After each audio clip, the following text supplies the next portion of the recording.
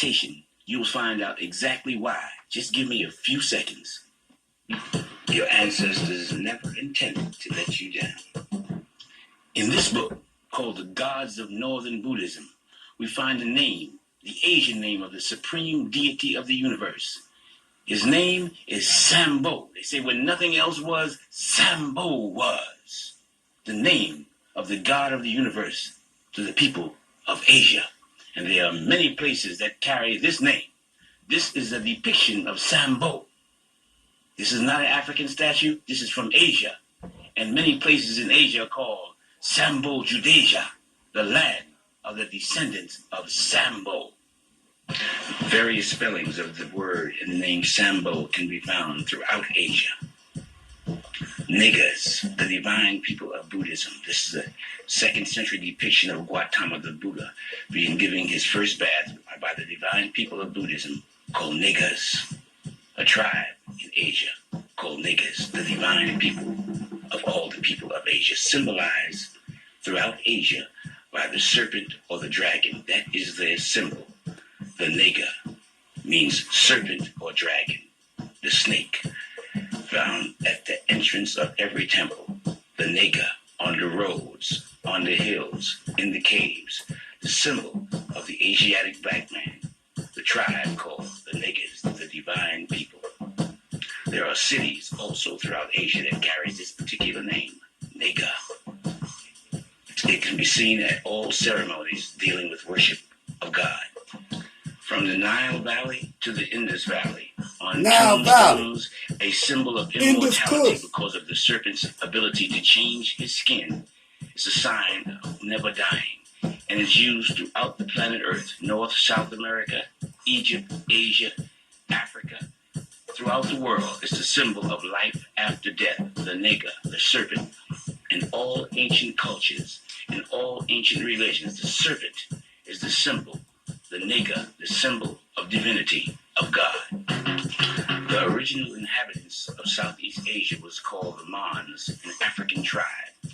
In order to confirm what these people look like, you have to go to the archaeological finds from Davarati, a French archaeological research finding confirming the original inhabitants. There's no depictions preceding these of the original inhabitants of Southeast Asia, the people, the descendants of Sambo, the Asiatic black man. The 7 serpents, or 7 rays of the niggas surrounding his head, represent the cosmic forces that afford him protection.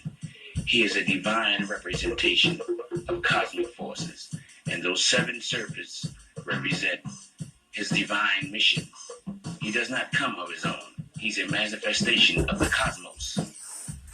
The serpents, or the nigga, represent cosmic forces, which is at his command, which represent him as a divinity.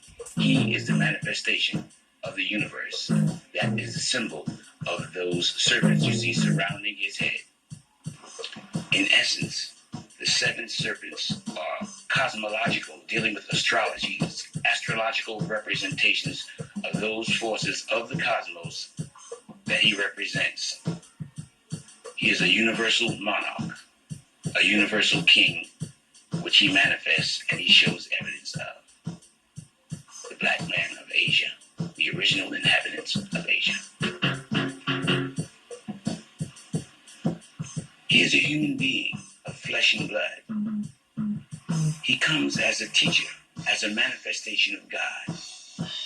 His teachings are called the Dhamma. He is called the Buddha, the intelligent one, the one who has achieved intelligence, or the genie, the conqueror. He comes to explain the laws of the universe. He comes to confirm that there is, in fact, life after death. When the Buddha appears, he appears as a preacher, and he preaches the Dhamma. That existence is a continual cycle of death and rebirth, and that each person's position and well-being in life is determined by his or her behavior in their previous lives. For example, good deeds may lead to rebirth as a wise and wealthy person or as a being in heaven, and a person's evil deed could lead to rebirth as a poor and and sickly person, or even rebirth in hell. He preaches that you reap what you sow. A Buddha also teaches that it's possible to break out of this cycle and gain a kind of perfect peace and happiness by practicing righteousness. They are manifestations of God. According to their prophecies, they promise to prove and make manifest through a Buddha or a Jina life after death before the end of this century. How can you teach a people to know God if he himself does not know God? If you try teaching a Christian that God is also a human being or manifests himself in the form of a human being or makes himself known through a human being, they will say that you're crazy, that you don't believe in God. Meanwhile, they admit that he's a mystery God who is unknown. They teach not to make any likenesses of him, yet they adorn their walls and churches with pictures, images, statues like human beings. They also say he is a spirit that cannot be seen. They cannot see him, yet they believe in him. In order to remove all doubt, the Buddha, the enlightened one, the intelligent one, the genie, the conqueror, decided to make manifest to the world irrefutable evidence. They wanted to prove to a people in the future the manifestation of God, that God manifests himself through human beings, through men. Now, prophecy is irrefutable. A prophecy is a written confirmation of what will happen at a future date. These people, the black people of Asia, predicted or prophesied what they would do 2,500 years into the future. The prophecy states that he would send something from the past and join it with something from the future, something from the material world and join it with something from the spiritual world. The union of both the past and the future worlds and the spiritual and material worlds would be contained in the revelation of a secret mystic diagram called the mandala of two parts. This is a depiction of the future Buddha who would make this manifest at a point before the end of this century.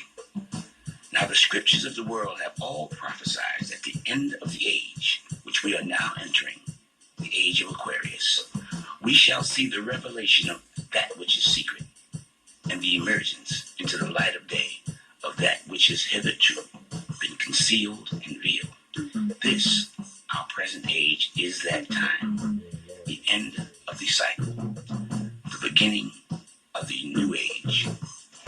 This book by Ivan van Sertima raises the question of the African presence in early Asia. How did they get to Asia?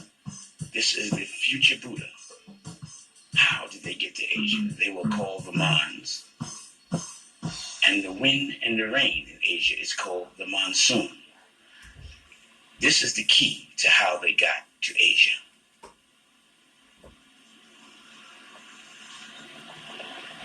The monsoon wind in April blows from the southwest, and in October it blows from the northeast. The monsoon wind blows from Africa to Asia, and from Asia back to Africa.